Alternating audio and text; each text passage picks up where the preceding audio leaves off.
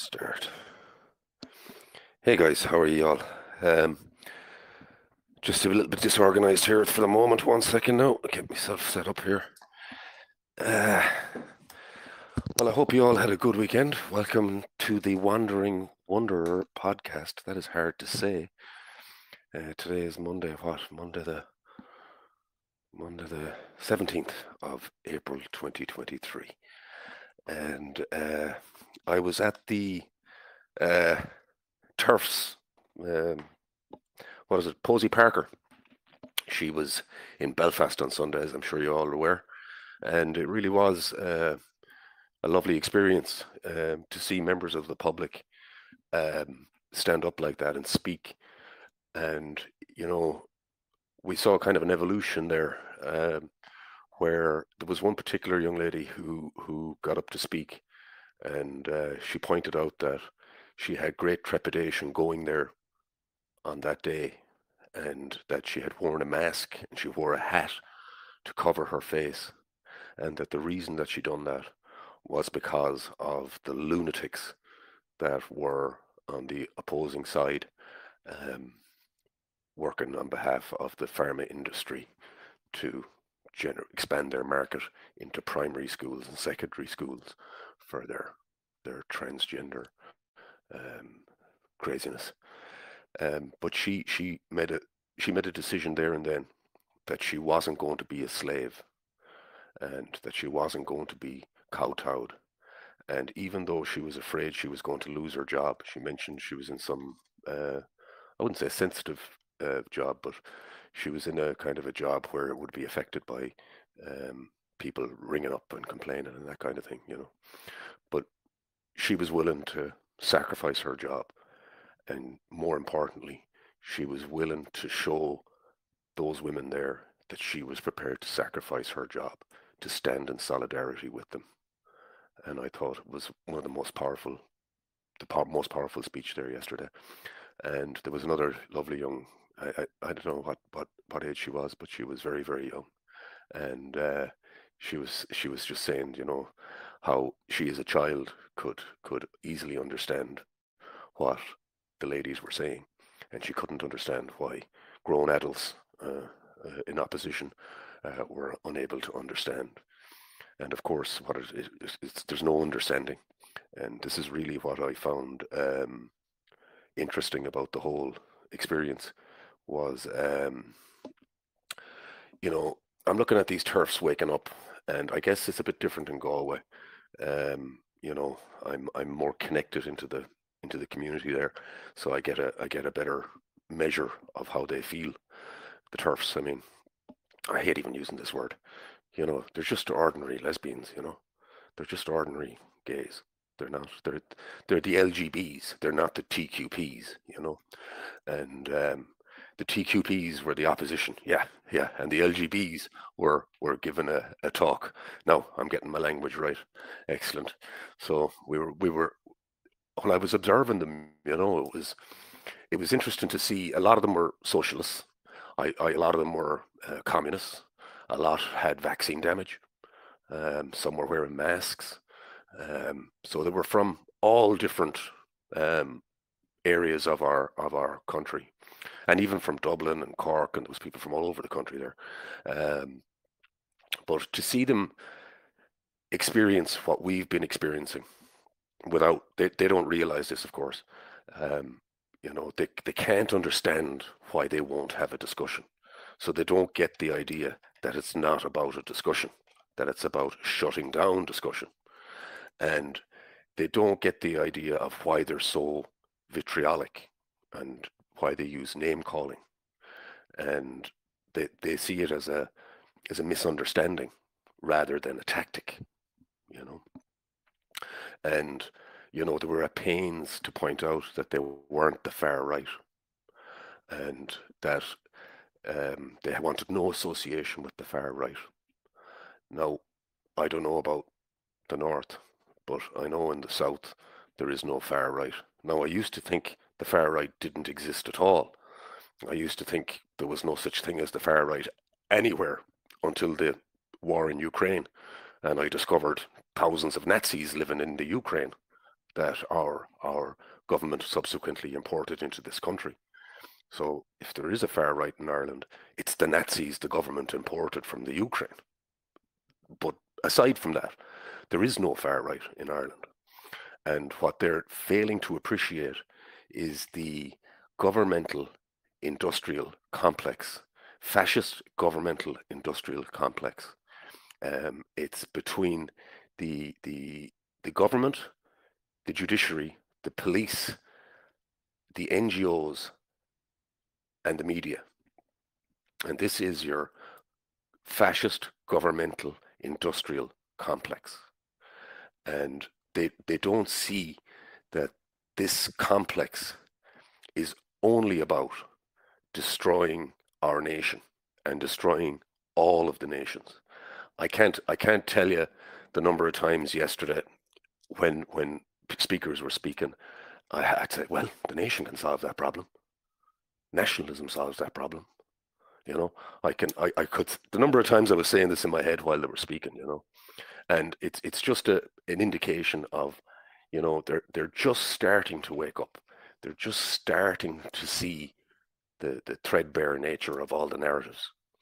And it was really interesting to observe yesterday. And I feel like they're progressing, and I feel like they're open-minded enough that they will figure this out in the long term or even the medium term. But I guess if I was to give them a bit of advice, it's kind of like the way we say, well, I'm not a racist.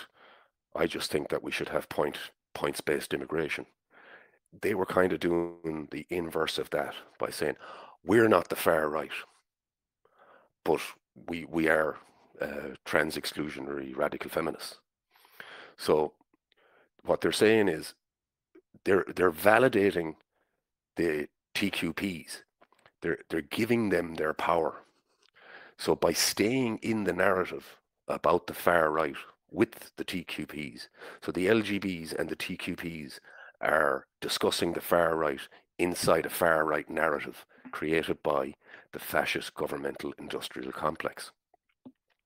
And they, by validating their critique of Irish nationalism, they are effectively validating the critique of the TERFs. And by doing that, they're manifesting the reality of the TQPs. They're maybe not directly where they're concerned regarding TERFs, but they're manifesting the reality of the TQPs regarding Irish nationalism, and they're empowering them in that narrative. So these things, we have to be very, very careful. And this is why republicanism works. Because if those LGBs were just to realize that it's not okay to treat people differently because of their speech, ever, then they would see that we're actually on the same plane. Then we could exist on the same level. When they realize that it's if their right to speak and their right to express themselves and their right to complain, when they put that at the same level as my right to complain about the state of my nation, the state of my country, the state of my state, then we'll be in a position to have a republic. So when the various interest groups accept that all of the other interest groups have an equal right to speak and to be heard, then we have a platform by which we can go forward. But look, guys, we can't expect, to solve all of this in the space of 2 months, 2 weeks, 3 months, 6 months, a year. This is an ongoing process. And as their narrative falls apart, and it's quite easy to see now that the transgender narrative is completely in tatters. And I'm concerned as to why there is no accountability inside the Department of Education and those such things. But we'll have to get back to that at some point, I guess. But just to be there, and as well for me, I was in this kind of a place where traditionally, I just wouldn't be there, I guess. And traditionally, I was surrounded by people who would have been my political adversary. And I'm quite sure that a lot of this, um, where they accept their criticisms of Irish nationalism, but they don't accept their criticism of the LGBs, then you know we're we're we're in a place where they're mm, it's hard to kind of put it to explain it. Uh, they're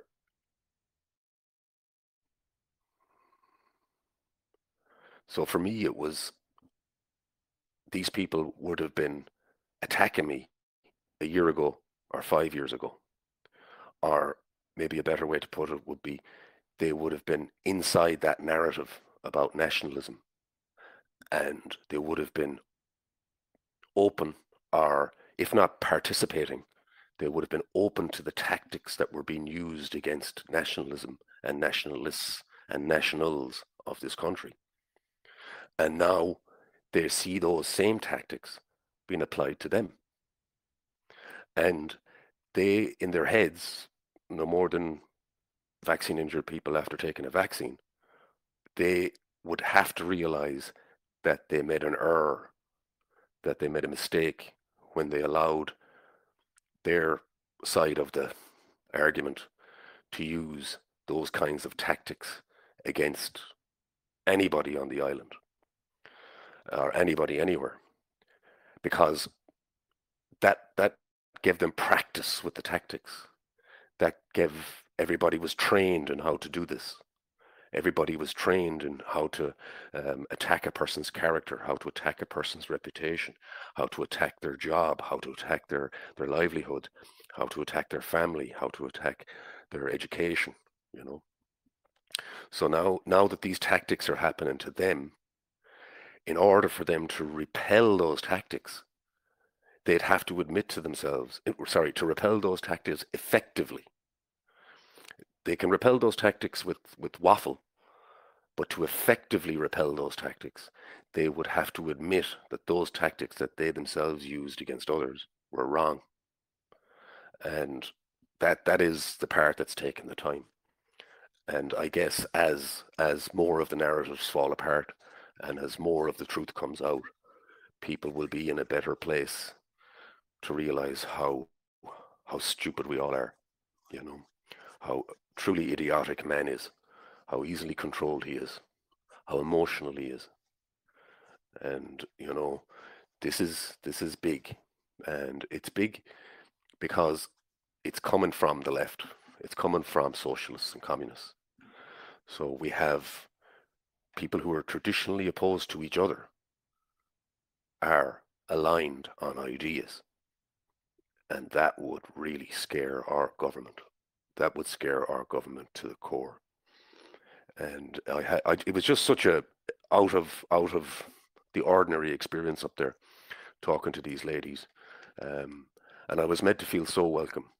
I was brought up the front by a local lady who knew me. She insisted I come up so I'd be able to hear the um, the microphone or the speaker, and I was able to interact with the security and get a couple of speakers up there to speak. There was a couple of local ladies that wanted to speak, but they were very nervous, so I was helping them along.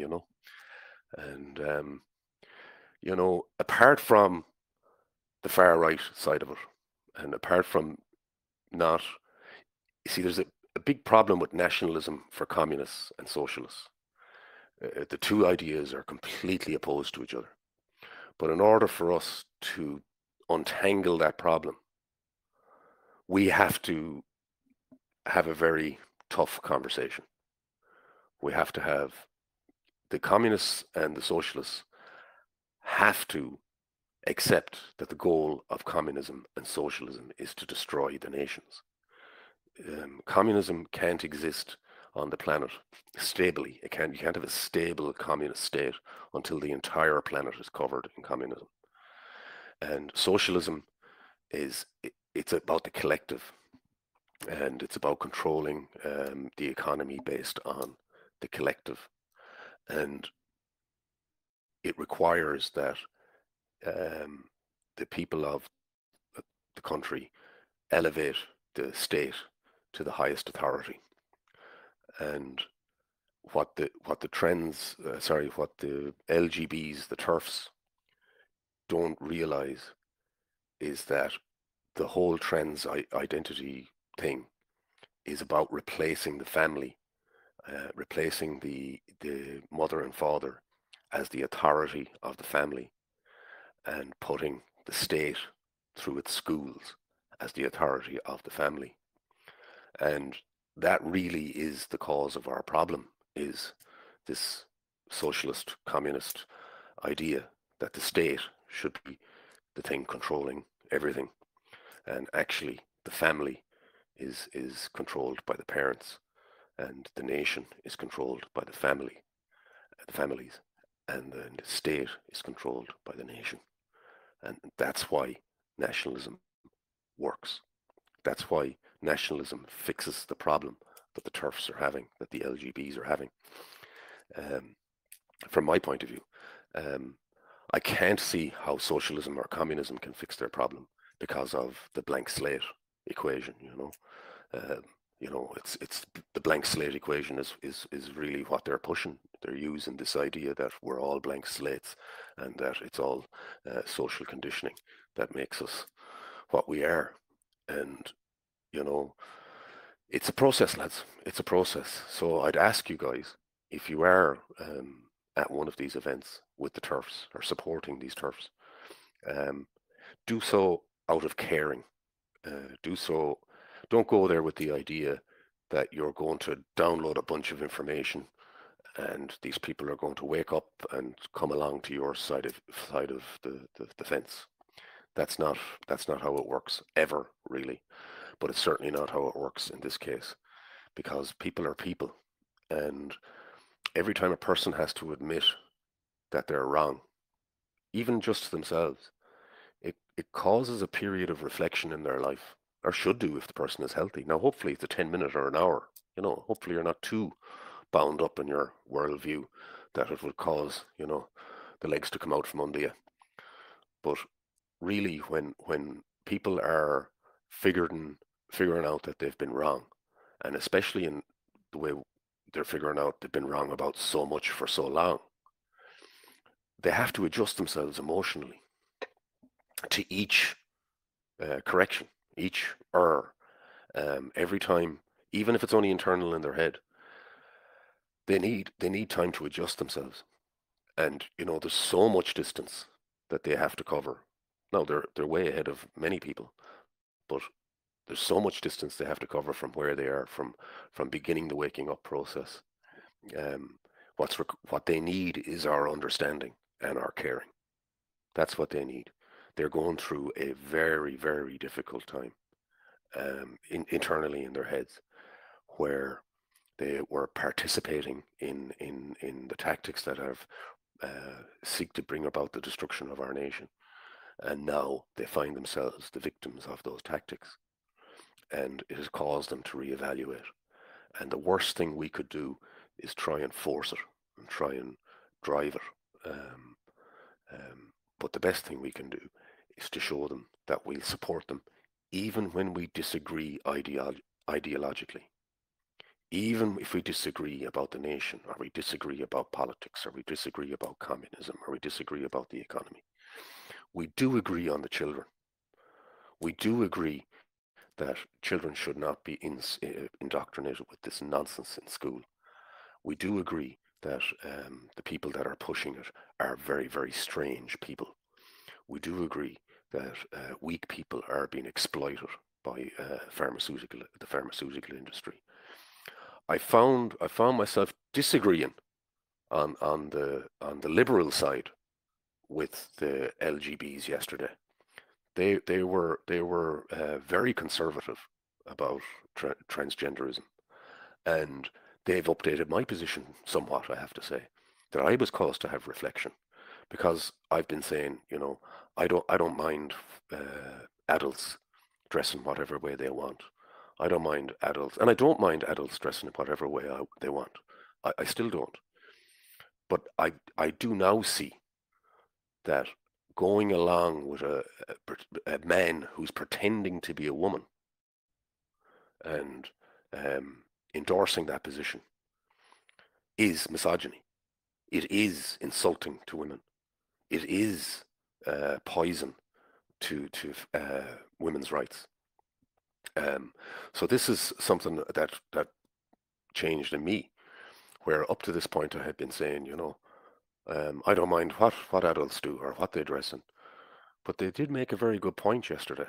You know, it's one thing to be a tranny, I guess. It's one thing to be a person who wears the clothes of the opposite sex, but it's another thing to be a grown adult man who thinks they can take a few tablets and have a bit of surgery, and then everybody has to pretend they're a woman. That's not acceptable either. That people who've lived their lives as men can click their fingers or take a tablet or whatever and insult the suffragette movement that happened all over the world, where women had to fight for their rights. Women who were weaker than men, women who had less power than men, women who had less influence than men, less access to resources and funding. Actually, some of them gave their lives so that women could have the vote. And here we have grown adult men taking a few tablets, having a bit of surgery, and claiming that they had the same oppressive history as women. And now that's a very feminist point of view, and it was a TERF meeting, so, you know, um, I had to take a stock there when I heard this being said, and it's very, very true. It is. It is demeaning to women to say that a grown man can become a woman, and actually, the reason it's demeaning is because it's not natural. Um, and the reason that's a problem for me, or the reason that is provides us with an opportunity to give them a solution, i.e., the nation. The nation is natural. It comes from nature. Nation, natural, nature, all the same word, from natus to be born. And actually, what those women were disagreeing with was a departure from nature and what's natural, a departure for what's good for the nation. So I'm hoping with time, as they are exposed to more of the lunacy of all of these narratives, that they will come more towards the nationalist point of view. Does anybody want to say anything about Belfast on the TERFs thing? Anybody got anything to say? I see a hand gone up there. Ah, there you are. Hey, Craig, how's things, man? Craig? Something wrong with your mic, Craig? Oh, you have to hit the button, Craig, and turn on the mic. Oh, yeah. Can you hear me now? I can. Can you hear me now? Yeah. Yeah, perfect. No, it looked like a very pleasant sort of day out. Apart from my God, I couldn't get over the sight of the headbangers. I felt really, really sorry for them. I mean, it was. Did you see them? Yes, these were the protesters. The rates of autism in that crowd must have been, 99%, and I'm being conservative here. I mean, they were just lost souls, and they're being used, they're being weaponized by the unspeakably evil people who, commandeer this cult. They're using these kids as a kind of battering ram, and my heart actually went out to these people. They were very, very clearly, you didn't need to look at them for all that long to work out that they were mentally ill, and you're certainly right. They're losing the debate because they can't afford the debate. It's like every other topic that has been completely and totally systematically shut down. That happens because they can't afford a debate. They know they will lose the debate. Therefore it has to be avoided at all costs. Mm. But yeah, I was wondering if your man had caught up with you. There's this absolute filth bag up there. He's a Sinn Féiner. He's one of their AstroTurf crew, and he's been at it for years and years. A guy called Paul Patrick has a Twitter account, but he was giving it loads anyway. He was there, he was claiming that he had all these, brave LGBT warriors that were going to resist, Posey, the fascist Brit, and her, Nazi turf invasion of, Ireland. The usual ridiculous spin. And he seemed to be looking for you. He was certainly tweeting about you. He mentioned your name. So, oh, Dara Flaherty's coming up. The gist seemed to be that, he had heard through the grapevine. A had told B, had told C, had told D that you were some kind of far-right figure whose presence absolutely had to be opposed. And he seems to want a word with you in person. Oh, yeah, And fantastic. Well, be sure to tell him that I didn't come up, that I've been here for weeks, and I'm staying for weeks. I'm not, okay, yeah, it's not that I right, came up right. specially. You've I was, jumped the fence. You're over the border, yeah. I've been here for weeks. I go up and down, I'm all over the country, but I regard what I'm doing here in Belfast as very important, so I try to spend Yeah, as no, much. I would have rocked up, and it did cross my mind. I had a few too many things going on down here, but her Dublin visit was cancelled because of the direct and obvious threat of violence from the scumbags. And the Gardaí claimed that they couldn't guarantee the safety of women who might be attending. Now, their excuse was that they were stretched for resources because, Pedo Joe was over to visit, and Posey's talk was scheduled to coincide with that. So I believe there are plans to rearrange, and that Posey and that crew, who I wholeheartedly support, would be coming back over at some point later in the year. Sure, I have a bit of a problem And there, Craig.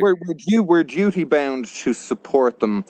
I mean, it was funny actually because I got a lot of traction on sort of turf Twitter a few years ago, and there are wheels within wheels, especially in the UK turf world. It's quite intriguing. There are within it, there's people on the right side of the argument who do not necessarily have good motives on other issues. I don't want to sidetrack this too much, but Sure. there are people who would be on the absolutely correct side of the argument there, who nonetheless would be, wouldn't be a million miles away from MI5 or the Zionist crew, and a lot of them froze. They kind of closed ranks to freeze me out with an extremely nasty sort of smear campaign behind my back around the time I started getting, sort of popular, which sort of always seems to happen. Sure. And I don't think it takes a genius to speculate on what their motives might have been. Just to But back up the truck a second there, Craig, I just back up the truck a second, where we were talking about Posey coming to Dublin and all that, and how yeah, the Gardaí had informed her that they didn't feel like they were going to be able to protect women on the day because of stretched resources. But that would imply then that the Gardaí accept that there are groups of people, organizations in this country dedicated to destroying people's natural right of association. oh, but they That's are aware of that. They are aware of that. There's no so. way What are they doing about it that. then? What are they doing about it, Craig? What are they Well, look, doing about? Jack shit is the short answer. This is where you've got to kind of lean on them, and Exactly. you've got to use Yeah. GSOC and people like that, and you have to actually, what's hilarious and quite pleasing to witness is that there was a long stretch there where the actual terrorists, the scumbags, spent a hell of a lot of poured a lot of time and energy and effort into making endless malicious reports about the likes of us tops, and without exception, these have all blown up in their faces. nothing has come off it, and the Gardaí here are very well aware, I would think, of, exactly who's targeting who and who are the terrorists and who are the law-abiding, peaceful citizens. Well, I You think will developments. that Sorry, kind of ties into what there that would was. be people within the force, obviously, that you can't trust, but I continue to, I don't doubt that most rank and file cops are basically okay and will continue to protect the rights of citizens. Well, When they haven't protected the rights of citizens. We've seen it all over the country where people who are assembling lawfully are yeah, attacked, and that's not acceptable. That's how are we supposed to have a functioning republic? We have no media, and we're not allowed to meet each other. We're not that's a allowed to. huge problem. Now, I would have to assume that there are. I'm not privy to this, but I would think there's got to be a lot of debate raging within An Garda Síochána about the direction policing has taken. Oh, I can And guarantee you there is. Yeah, I can talk to there that. certainly, there certainly I have is, and evidence of that. Yeah. I've heard serving guards speak very, very unkindly of Drew Harris. He's not popular, you know. No, no, that's true. That's So true. my thinking is that there has to be a tipping point, because all this stuff is just so inherently insane. It's been rambling on for years. It's not unique to here, but Ireland is an extreme example because, Sure. it's the test lab, isn't it? It's the great big Soros island experiment. So, With the people compliant people and what is it? and a What's this? completely captive media, and so people have seen that, and they've seen it for 10 years, and they've watched the place get worse and worse, and they're scratching their heads, they're rubbing their eyes in disbelief, going, what has happened to this place? And the whole thing is unsustainable. It can't go on the way it has. It just, violates all the laws of nature. So it's Yeah, well, I guess so. When you have a unlimited supply of money, i.e., the fiat currency, yeah. you can prop up all these narratives. You can prop You up can, you all of can, and the amount of money at their disposal is absolutely, it's huge, it's unprecedented. I mean, it. Team Soros essentially has all the money in the world. They have a blank check. They have Yeah, unlimited resources to go after the little guy, whether that be yourself or, various other people dotted all over Ireland who, in their own ways have been doing their best to fight the tyranny. And every one of them comes under attack. It's systematic, but I tend to look, that's a system lashing out. It's very easy to get too hung up on the individuals and the stalkers and the various people that we might take an intense dislike to. We see them jackbooting all over Twitter. You really need to kind of not get too fixated on the individuals and just look on it as it's a giant system doing it what is. it Yeah, does, doing yeah, what it and feels that it needs to actually, do. it's a step forward in your resistance when you can do that. When you can move away from focusing on the individuals and start to focus on the greater picture, the organizations and their Yeah, narrative. and it can be And it's difficult a as well because well, I've met you a million times, man. Do you know what I mean? If you've any mm, kind of, if you're an emotional character, or if you've the faintest inclination towards, hot-headedness or being passionate, you're like, it tends to get very, very personal. You know what I mm, mean? mm. You can very easily sort of fall into this trap of, sort of, they declare war on you, so you reciprocate in kind. Um, I'm certainly not suggesting we let them away with it or give them a Not free no pass, but no no yeah. Sorry, I absolutely was great. rambling there. Anyway, No, you're grand, Craig. You're grand.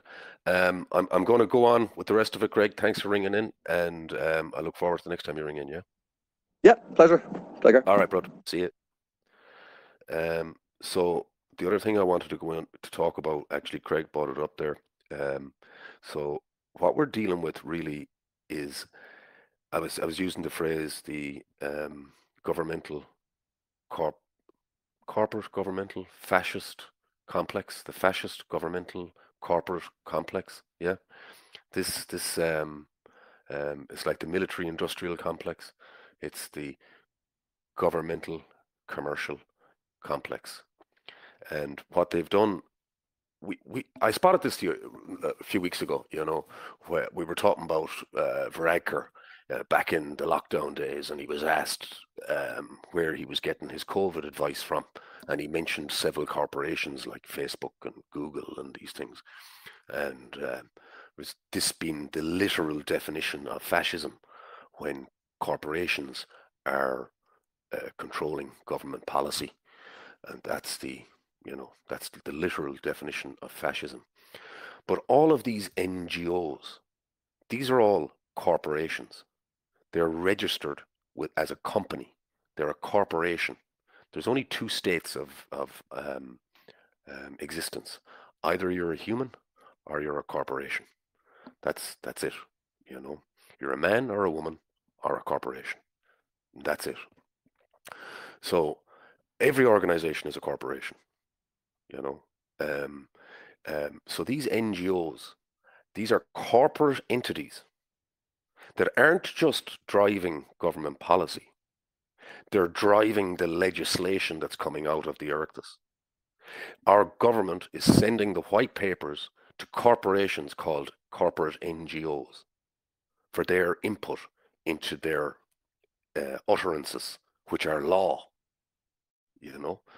So we have a bunch of people who work in a corporate NGO influencing and manufacturing government policy and law while shouting at the rest of us that we're fascists. This is where you live. This is your country. You have a government being run by corporate NGOs, and they're shouting fascist at everybody else. This is really, really dangerous. We're not just a bit down the road of fascism. We're 100 miles down the road of fascism. We're that far down the road of fascism, you don't even know you're in a fascist state, an entirely fascist state. We've been that conditioned to the idea of corporate NGOs manufacturing legislation through our government to implement their narratives while calling the rest of us names and silencing us. And you have some doubt about who the fascists are in this country or in any other country? There is no doubt. It's proven to you because the anti-fascists never mention corporate control of governments as being the source of fascism. When have you ever heard an anti-fa organization ever point out that the relationship between corporations and governments cause fascism? Never. It's never happened. I've never heard one of them ever say it. Why? Because their organization is and the anti-fascist organizations are financed, administered, and set up by corporations. So it's not that the NGOs are separate to the corporations. The corporations finance the corporate NGOs. So we have a situation where corporations are dictating government policy and stifling the nationals of this country. We live in an entirely fascist state. We have our freedom of expression. That's all we have to fight these people. That's everything we have. We don't have a Second Amendment in this country. We don't have very many guns in this country. We don't have very many bullets in this country.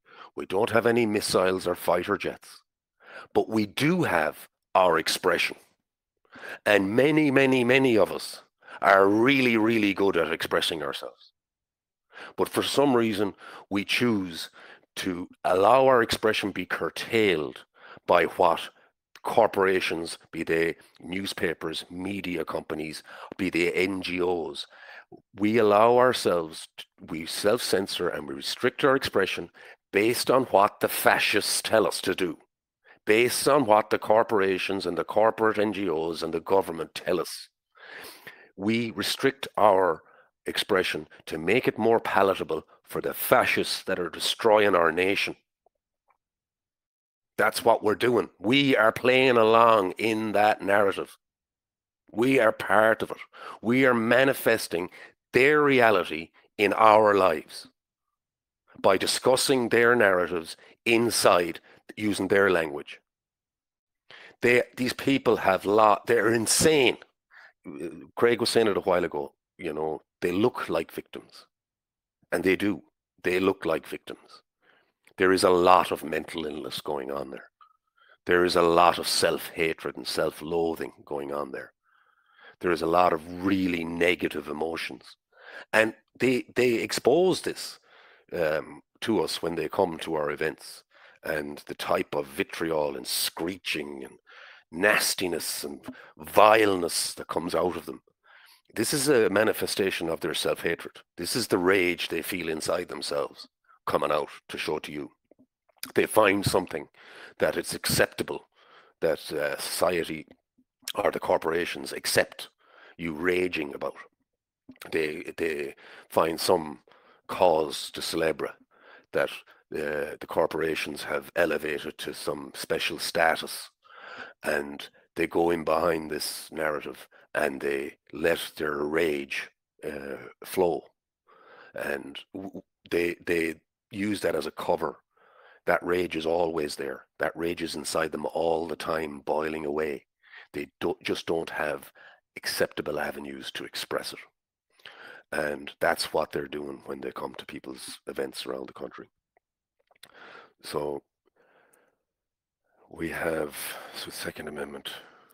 Basically, what I learned this weekend was that we have a bunch of all different kinds of people and individuals and groups all over this country who can plainly see what's going on and what's happening in our nation. Some of it is narrow in some aspects of what's happening. Some of it is medium in breadth. They have several narratives. They can see the damage that's been done.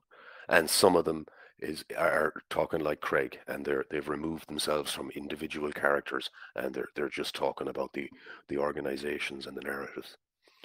And the only thing that stops those people being effective is a bunch of commies. There's a bunch of commies in this country that's keeping those people at a high level of tension, at a high level of, they can't just relax in each other's company, because there's some commie who's going to provoke them to talk about the things they disagree on, to cause the division that they need to justify their existence. So we have to become more accepting of the people we disagree with, because inside that person is a point you agree with, and you have to learn how to get that point out of the person, to find your common ground and how to stay on it and stick to it. And they need us to do that. They need us to nurture them in their awakening as they wake up, one narrative at a time. And it's up to them.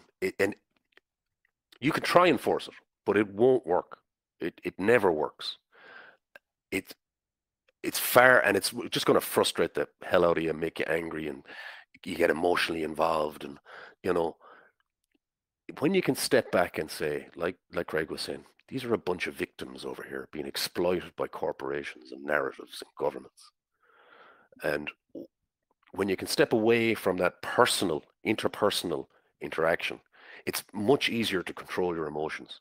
It's much easier to control your the way what you're saying to people, because you have to remember the words that are coming out of your mouth, even though they're very clear in their meaning to you, because you're so competent in the narratives that you've explored.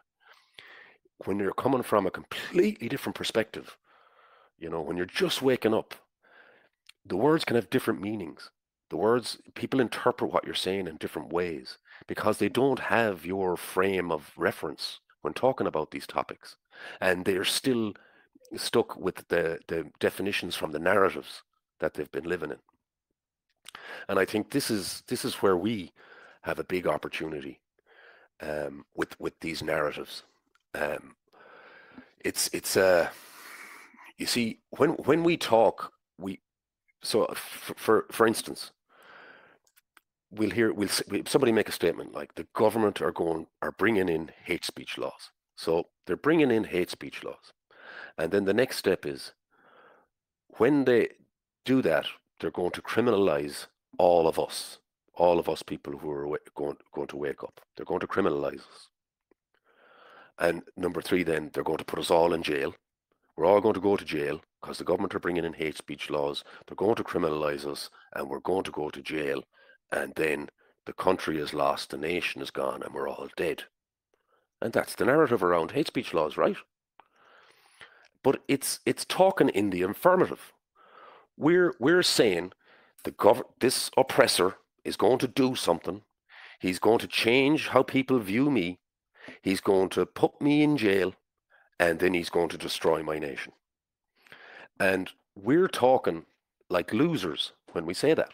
That's loser talk. So instead of speaking like the government is doing this and then this is going to happen and that's going to happen and we're all going to die, talking in the affirmative, you could say something like, the government are trying to bring in hate speech laws. How are we going to stop them? The government is trying to bring in hate speech laws. In order to criminalize us, we need some kind of effective action. The government is going to bring in hate speech laws, criminalize us, and put us in jail. How are we going to stop them? What can we do to stop them? The government is going to bring in hate speech laws, kill us and criminalize us, put us in jail and kill the nation. Instead of talking in those terms with the affirmative, where it's decided already, oh, this is going to happen and that's going to happen and we're all fucked. We have to stop talking like that. It's loser talk. That's how losers talk. That's how victims talk. When I hear that the government is going to bring in hate speech laws, I get a little giggle inside me. That's what I hear. That's what I feel inside me. Because it's nonsense. It's fucking crazy to bring in hate speech laws. You know, that the idea that they can bring in hate speech laws, to me, it's just insanity. The only people guilty of hate speech in this country are the government, are the NGOs, are the victims that were out in Belfast. They're the people who are guilty of hate speech. It's got nothing to do with us. We don't talk in hate speech terms. You couldn't, if you brought in the most draconian hate speech laws, I still wouldn't qualify. I don't talk about individuals. I don't talk in hateful ways. I don't do it intentionally. It's how I am. I'm a very open-minded person. I have nothing to fear from hate speech laws. I have a lot to fear from tyrannical government. I have a lot to fear from, NGOs and these guys influencing corporations. But I'm not talking in terms that the imposition of hate speech laws is going to bring about the end of the nation. Ipso facto. That's not how winners talk. I'm absolutely certain we're going to stop the hate speech laws. I'm absolutely certain we're going to beat the crimes that we're charged with. I'm absolutely certain I'm not going to be put in jail for hate speech. I'm absolutely certain our nation isn't going to be destroyed because I'm going to save it. I'm going to contribute and help save this country. I've got an effort that I put into things every day in order to save this country. And I don't believe that our government can bring in hate speech laws and stop us saving our country. I don't believe that that's true. I do believe we are going to save this country. And I don't believe there's anything the government can do to stop us. I don't believe there's anything the NGOs can do to stop us. So therefore, I don't talk in affirmative terms about restrictions and legal maneuvers that the government can make, or maneuvers anybody can make, that can destroy my nation. There's nothing that can destroy the Irish nation. God, maybe, you know. The rapture might destroy our nation. But nothing on this planet has the power to destroy the Irish nation. But plenty of us have the power to manifest a reality where the Irish nation is destroyed. If we as a people, as this nation, the people of this nation, start to accept the government's narratives around our nation will be destroyed by our government. They can't do it on their own. They need our cooperation. They need us to manifest their narratives, to accept their narratives, to talk about their narratives in their terms. And we're doing it. It has to stop. We have to have a new narrative. And the narrative is the object at the end of every one of your narratives is that you're going to win, is that you're going to save this nation, is that you're going to save this country for your children. That's the end of every narrative that comes out of your mouth from now on. Okay? And you are winning. You're winning big time.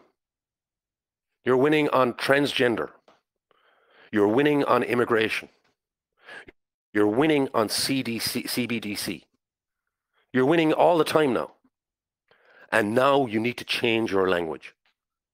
And you need to manifest a reality that's a winning reality. And the way that you do that is you use winner talk. You use winner words. You think like a winner. You don't think like a person who's going to be subject to your government and everything that they do is just going to be imposed on you and you're going to lose no matter what. Stop that shit. No more of that shit. You don't need to be telling yourself those things.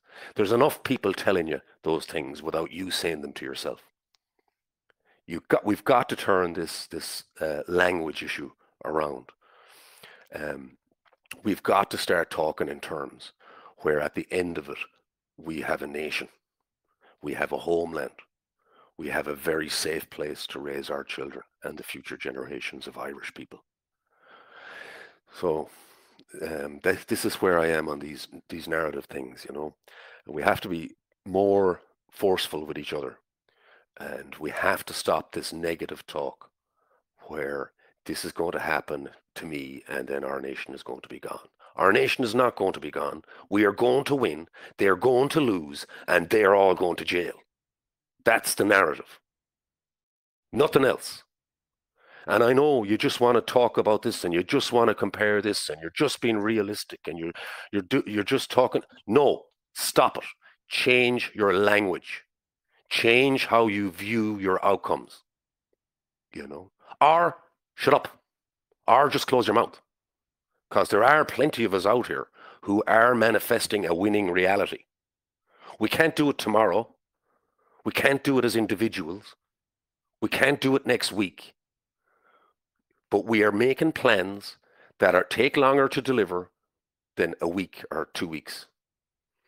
So those people need to be let operate. They need to be let make their plans. They need to be let deliver their plans. What they don't need is negative narratives manifesting a negative reality. They don't need any of that. And if that's all you have to offer, shut up, close your mouth. If you close your mouth for long enough and you listen to winners for long enough, eventually you'll be a winner. But if you keep talking to winners with a loser attitude, you'll destroy the winner. Well, you may or may not. You won't destroy this winner, I can tell you. But there are other people who are coming along, and you're dragging them back. You're dragging them back to the victim place, to the wallowing place, where we all wallow in our oppression. Fuck all that shit. There's enough of that. We've done enough wallowing. Now we're starting to win. And you guys need to start acting like winners. Okay? Okay, G-Man, I'm going to give you allow. Hey, G-Man, how's things? Sorry, I actually meant to hang up there, but I'll just say it very quickly. You're absolutely right. There's a certain content creator, I'm not going to name his name, but he released a video today, and I wish I didn't watch it. I just felt like everything up until now meant nothing. It's just like, if you were on that side like ours, it's just like, oh no, but we're all going to get beaten anyway, so don't try, don't think. It was just horrible to listen to. And it's just like, at this point, if they, like, yeah, there's a little voice in me saying, like, we're going to get through this. Even if I die, I'm still going to win. Do you know? Yeah. And it's just like, yeah, but I don't have too much. I'm driving anyways. I just wanted to say, that was bloody great. You're absolutely right. See you in the next whatever. All right, bud. Mind yourself. Hey, Connor. Hang on 1 second. There we go. Connor? Oh, brilliant. Brilliant, man. I've been waiting for somebody to say this. I've been saying it, but I get shut down very quickly. Oh, you're, you know, You're trying to get us all arrested. You're trying to get us in trouble. Who are you working for? What do you know? You, for fuck's sake, brilliant, brilliant. That's all I'm saying. And I challenge G-Man to name names. Name that negative Nenny who has probably never taken that, never. I don't know. I'm wondering if it's like computing forever. Don't Okay. do that. Don't do that. Leave him off. Leave him. If the guy wants to come back, G-Man's got his hand up again. G-Man, you're on there. I won't name him, but very, very hot there. That's all. Okay, all right. I appreciate it, lads. Now, I wanted to bring up something because you just reminded me there. Aisling O'Loughlin, and she's currently on the discovery path with Flat Earth. And, Aisling is a journalist. Aisling is entitled to investigate anything she wants. Aisling is entitled to take any position she wants. She's an individual. She's not in a contract with anybody, I dare say. And she's not letting people control her expression. She is expressing herself. She is expressing her concerns. Now, I disagree with her myself, but I'm not going to attack her. I think she's great. I don't agree with her on this one, but I think she's brilliant. And I don't like the way people just turned on her as though she was a representative of this, what is it, this uni movement, that doesn't exist. We don't have a unified movement in this country. And Aisling O'Loughlin doesn't represent it because it doesn't exist. Aisling O'Loughlin represents herself. I think she does a great job of representing herself. If that's what she thinks. She's been truthful with you. She's been straight with you. She's telling you what she thinks. And this idea, again, it's rooted in socialism. It's rooted in communism. That this individual represents the group. No, she doesn't. She represents herself, and she does so excellently. She may be incorrect, but that's not a crime. She may not be the most accurate, but that's not a crime. And the idea, again, we're playing into their narrative. We're saying that by attacking Aisling and say that she's a bad reflection and that she's you're saying that when the newspaper says that Darragh O'Flaherty is a crazy racist fascist, that they're right about our movement. You're giving them that power. When you say that Aisling O'Loughlin is a bad reflection on our movement and she needs to stop, you're also saying that when the newspaper says that Darragh O'Flaherty is a bad reflection on our movement and it has to stop, you're saying that they're correct, that they can do that they have the power to do that. If you have the power to do it to Aisling, why wouldn't the Irish Times have the power to do it to me? So this is what I'm talking about in the narratives. We're inside narratives using values and words and customs that they imposed on us. Aisling O'Loughlin is an advocate of free expression. Many of us claim to be advocates of free expression. But when Aisling expresses herself freely, she's held to a standard that doesn't exist. And this is socialism. This is the moral hierarchy of socialism and communism. We are going to arrange our state in a hierarchy of people whose speech we approve of. No. Throw that socialist communist shit out of your head. Come back to being an individual, being responsible for yourself, and not putting Aisling O'Loughlin as responsible for you. Aisling O'Loughlin is not responsible for you. Aisling O'Loughlin does not represent you. She doesn't represent me. As far as I know, she doesn't represent anyone. She just represents herself. And she is exercising her right as free expression. And she has every right to be concerned about scientific orthodoxy. She has every right to be concerned. She was able to make good enough judgments without a scientific background all throughout the lockdown. She was well able to extract logic and reason from scientific data right throughout the lockdown. None of you had any problem with that when she was doing it. She's saying now she has a question about the heliocentric nature of our universe, our galaxy. And who could blame her? Who could blame anybody for having questions about the orthodoxy of this? Is what happens when you commercialize science. Why wouldn't it happen? Why, if you make money the arbiter of what's true in science, then Aisling O'Loughlin and everybody else should be questioning everything they've ever said. And that's the problem. And actually, we see it as a problem, but that's their solution, is to undermine trust in our institutions and create a sense that nothing is true and nothing can be trusted. And this gives rise to that feeling of isolation and disaffection that induces the negative mindset that causes you to use language and morals and customs that manifest a reality where your nation is destroyed. Do you see? It's complex. It's long-term. It's broad. What it is not is linear. It's not A, B, C, D. It's not that. It's not Aisling O'Loughlin work for RTE. Aisling O'Loughlin thinks the earth is flat. Aisling O'Loughlin is working for the Irish state. That's not what it is. That's an excuse for you not to take responsibility for your expression. That's an excuse for you not to take responsibility for Aisling O'Loughlin's freedom of expression. Aisling O'Loughlin is perfectly entitled to say what she's saying. Perfectly entitled. And she has good cause. Who the hell would believe any scientist? If you had no background in science, and you just come through the last 3 years, like, how could you trust anything? You know? Now, I have a different opinion, but it's not based in narratives. It's not based in my distrust of science, my distrust over the last couple of years. I have a much broader view on things than that. You know, I've had many opportunities in my life to practically test scientific orthodoxy, and largely it's been proven to be correct to me.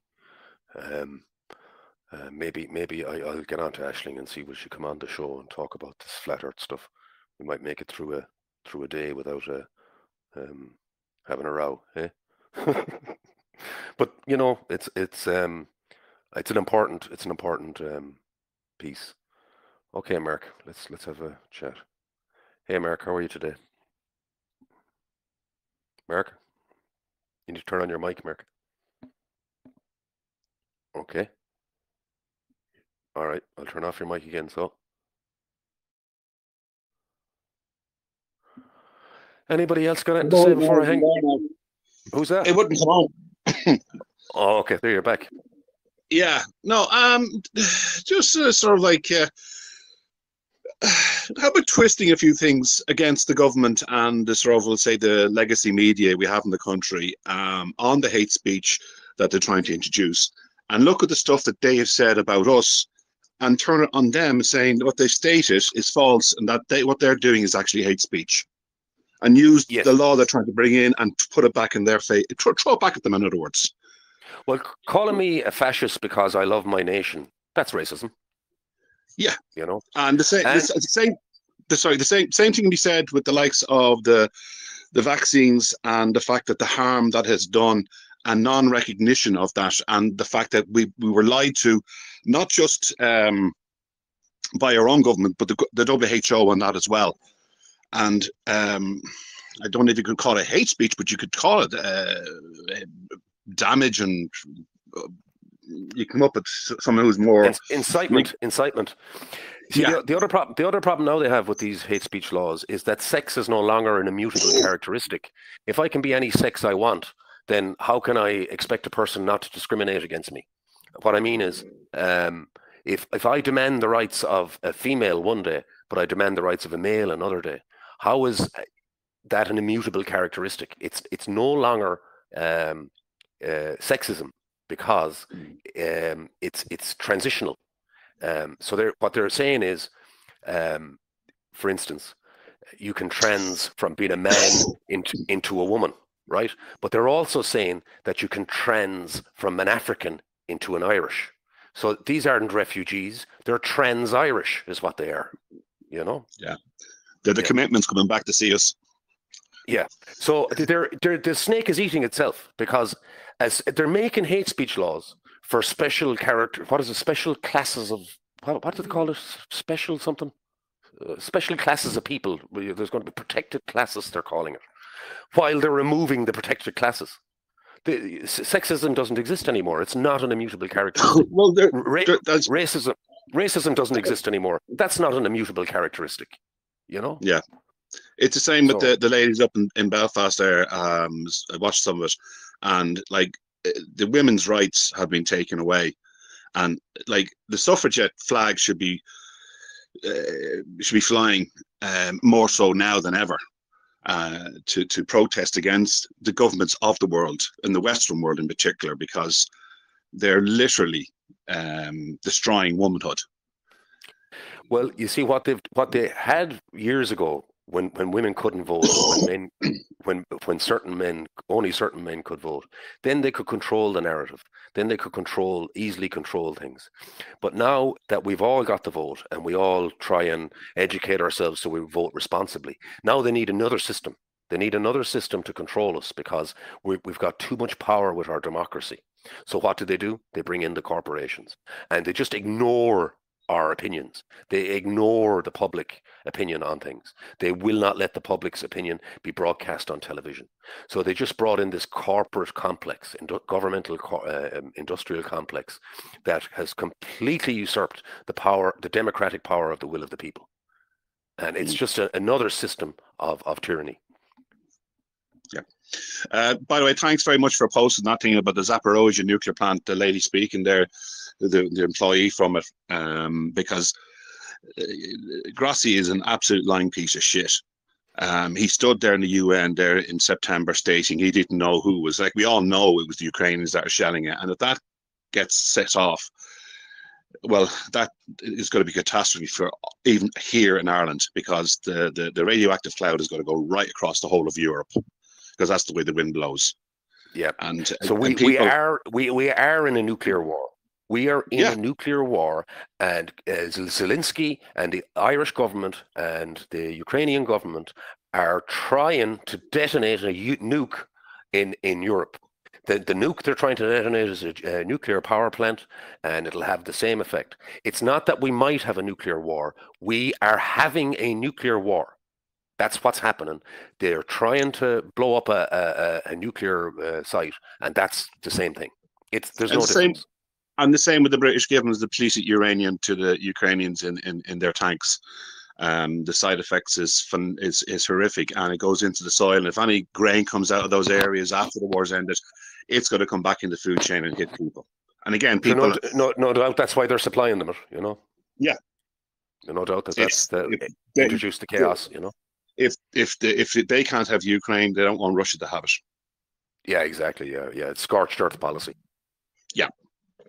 And people have to, again, it's scary talk, but every step they're taking now, I mean, the whole thing is they realize it now, and Rubio came out and said it, that the Brazil doing the deal with China, with the yuan and that, it means it won't be able to sanction countries. And it's all interconnected, as I said before to you. It's all interconnected. It is. And they're using the likes of the transgender to divide families. They're using the vaccine to divide families. They're using the migration or the plantation of societies to divide families, to divide the whole world itself. And this is what they have been doing for generations. And again, it's when we point the stuff out, they go to the name calling, you're a fascist, you're a communist, you're this, that, and the other. And accept that. But, you know, this isn't a phenomenon of interconnection. I mean, it's not just that they do these things and over the years things have become connected. The interconnectedness is crucial to their system. They need to have different nodes of power in every jurisdiction in order to manifest their narratives. So actually, that's an opportunity for us. That means that we have multiple fronts we can attack on. That means when we attack any part of the network that they have, we attack all of their network. Their network can't function without its interconnectedness. So when we attack their avenues for communication and their nodes of power control, then if we can remove some of those nodes, their system collapses. So this interconnectedness is actually a big advantage to us, because what it means is that an individual from Galway with limited resources can have a big effect on the entire system by affecting a node in the system, and it's perfect for us.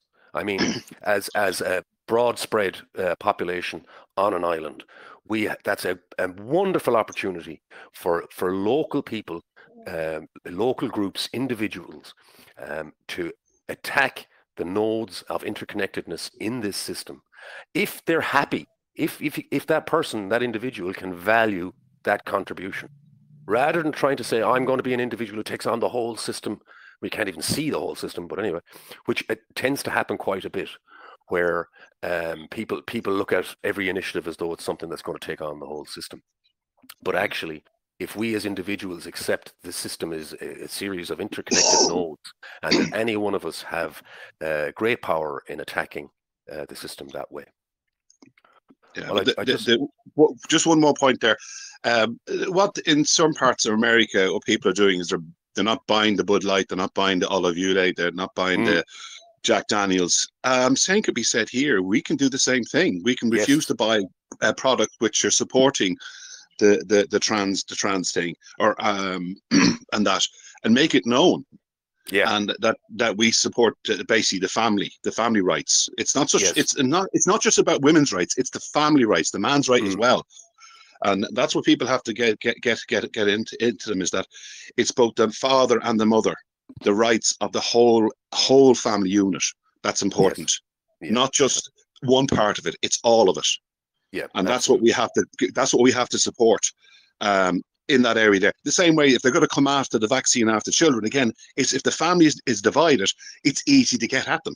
Whereas if they stand together and say, no, you're not putting that into our children, and we can stand together as a family, as a country, as a nation, as a republic. Exactly. But we have to go after then also when the politicians look for the vote. Basically, we do not want lobbyists anymore. We have to get rid of the lobbyists out of government, because that's not. There's no lobbyists. There's no lobbyists. That's just a different name for fascism. There is no such thing as lobby. The lobby industry is just the fascist industry. It's the fascist governmental industrial complex. That's what lobbying is. Lobbying is where corporations influence government policy in order to enact legislation that's favorable to them. That's the definition of fascism. Yeah.